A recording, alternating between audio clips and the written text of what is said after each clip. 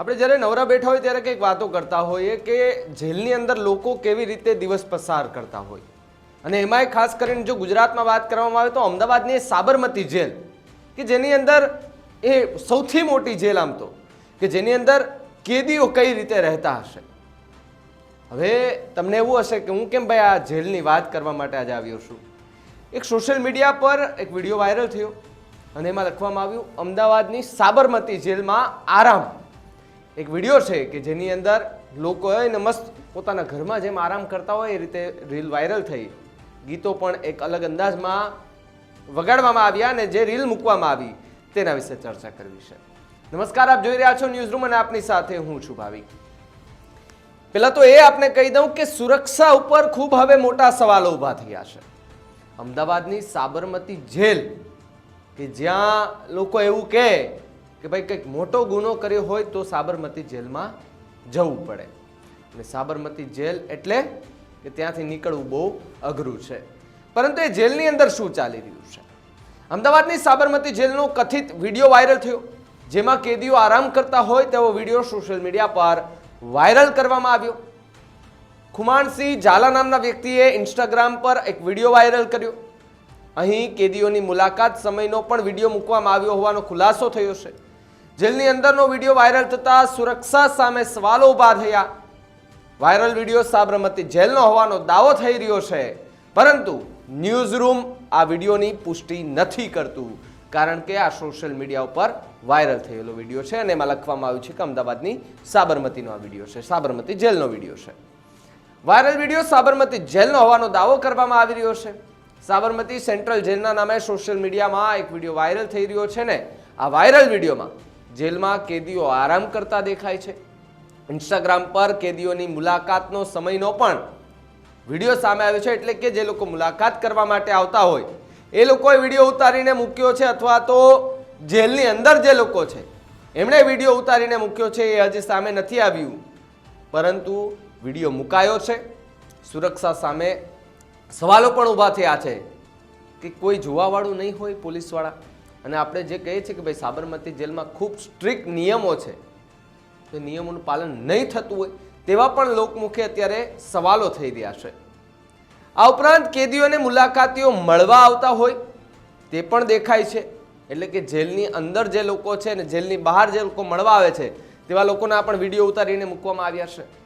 ખુમાણસિંહ ઝાલા એમણે એક ઇન્સ્ટાગ્રામ પર વિડીયો વાયરલ થયો એમના આઈડી પર, જેમાં જેલમાં કેદીઓ આરામ કરતા હોય તેમાં વિડીયો સામે આવ્યો છે તેવું જોઈ શકાય છે.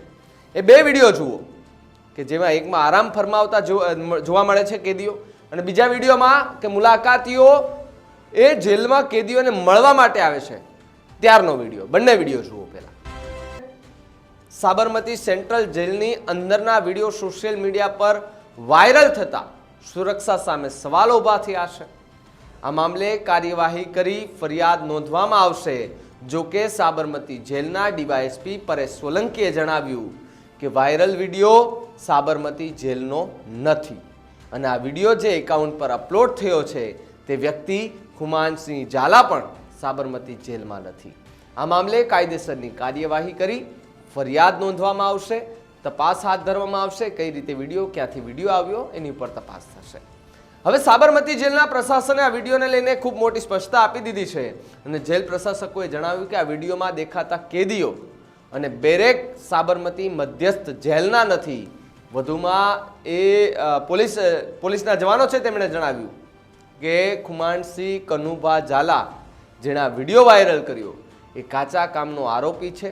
6 ઓગસ્ટ 2024ના રોજ ખુમાણસિંહ જેલમાં દાખલ થયો, ત્યારબાદ 25 સપ્ટેમ્બર 2024ના રોજ જામીન પર મુક્ત થયો હતો.